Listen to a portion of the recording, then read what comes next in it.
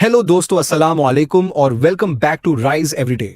दोस्तों, आज हम बात करने वाले हैं एक ऐसी इंडियन फिल्म और उसके क्लेम्स के बारे में जिन्होंने सोशल मीडिया पर काफी बहस छेड़ दी है। फिल्म में बहुत सी ऐसी बातें दिखाई गई हैं जिनका हकीकत से दूर दूर तक ताल्लुक नजर नहीं आता, और सबसे ज्यादा जिस चीज को हाईलाइट किया गया वो था दाऊद इब्राहिम का कैरेक्टर। फिल्म में दिखाया गया कि दाऊद इब्राहिम पाकिस्तान में मौजूद है, बहुत पावरफुल है और पाकिस्तान में उसकी मर्जी के बगैर कुछ नहीं होता। यहां तक कि उसको इतना ताकतवर दिखाया गया जैसे पूरा निजाम उसके इशारों पर चल रहा हो। सिर्फ फिल्मों में ही नहीं बल्कि इंडिया के कुछ जर्नलिस्ट्स, पॉलिटिशियंस और एनालिस्ट्स भी इसी नैरेटिव को प्रमोट करते नजर आते हैं।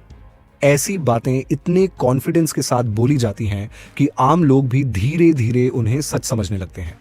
लेकिन सवाल यह है कि क्या हर वो बात जो मीडिया या फिल्म में दिखा दी जाए वाकई सच होती है, या फिर कुछ चीजें सिर्फ ऑडियंस को एक्साइट करने और एक खास नैरेटिव को मजबूत करने के लिए बनाई जाती हैं।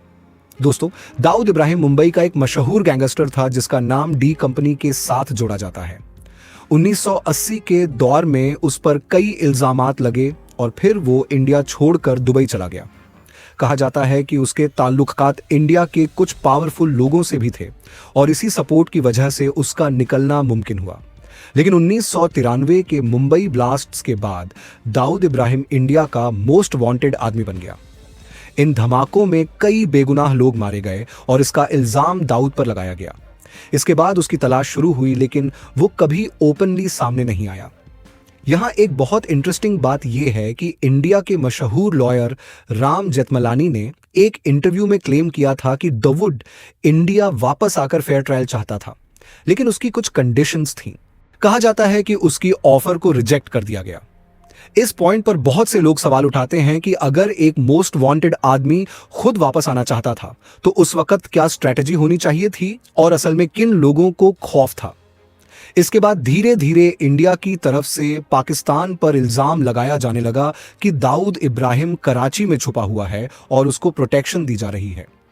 लेकिन आज तक इस बात का कोई क्लियर और पब्लिक प्रूफ सामने नहीं लाया गया।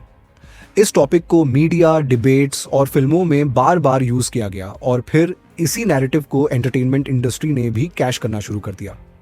दोस्तों, आपने अक्सर नोटिस किया होगा कि कुछ फिल्मों में पाकिस्तान को इस तरह दिखाया जाता है जैसे हर बुरी चीज का कनेक्शन यहीं से हो। इसी वजह से अवाम के ज़हन में एक स्पेसिफिक सोच बिठाई जाती है। फिल्म धुरंधर में भी दाऊद को एक ऐसे कैरेक्टर के रूप में दिखाया गया जो पाकिस्तान के अंदर बहुत पावरफुल है और हर चीज उसकी मर्जी से होती है। लेकिन ये सब देखकर एक नॉर्मल इंसान के जहन में सवाल जरूर पैदा होता है कि क्या ये हकीकत है या सिर्फ एक सिनेमैटिक नैरेटिव, क्योंकि फिल्मों का मकसद अक्सर एंटरटेनमेंट के साथ ऑडियंस के इमोशंस को यूज करना भी होता है। दोस्तों, इस दौरान मीडिया पर कुछ अलेज्ड ऑडियो कॉल्स भी चलाई गईं जिन्हें दाऊद इब्राहिम की कॉल्स कहा गया। लेकिन हैरानी की बात यह है कि अगर इतनी मॉनिटरिंग और ट्रैकिंग पॉसिबल थी तो फिर आज तक उसकी एग्जैक्ट लोकेशन क्यों कंफर्म नहीं हो सकी। इसीलिए बहुत से लोग इन क्लेम्स को सिर्फ प्रोपेगेंडा और पॉलिटिकल नैरेटिव समझते हैं। सच क्या है ये अल्लाह बेहतर जानता है, लेकिन एक बात जरूर समझ आती है कि मीडिया और फिल्म्स का असर आम लोगों के जहन पर बहुत गहरा होता है। अगर किसी चीज को बार बार दिखाया जाए तो लोग उसे हकीकत समझने लगते हैं, चाहे उसका कोई सॉलिड प्रूफ मौजूद हो या ना हो। और इसी वजह से हमें हर बात को बिना रिसर्च और समझ के फौरन सच नहीं मान लेना चाहिए। दोस्तों, हर कहानी के दो पहलू होते हैं और जरूरी नहीं कि जो चीज स्क्रीन पर दिखाई जाए वो पूरी सच्चाई हो। इसलिए हमेशा फैक्ट्स को समझने की कोशिश करें, सिर्फ इमोशंस पर डिसीजंस न लें। अगर वीडियो पसंद आए तो लाइक करें, कमेंट में अपनी राय जरूर दें और इस वीडियो को शेयर करना बिल्कुल मत भूलिए। और अगर आप हमारे चैनल राइज एवरीडे पर नए हैं तो चैनल को सब्सक्राइब करें, क्योंकि यहां आपको मिलती हैं real life stories, hidden facts और वो सच जिसे अक्सर लोग छुपाने की कोशिश करते हैं।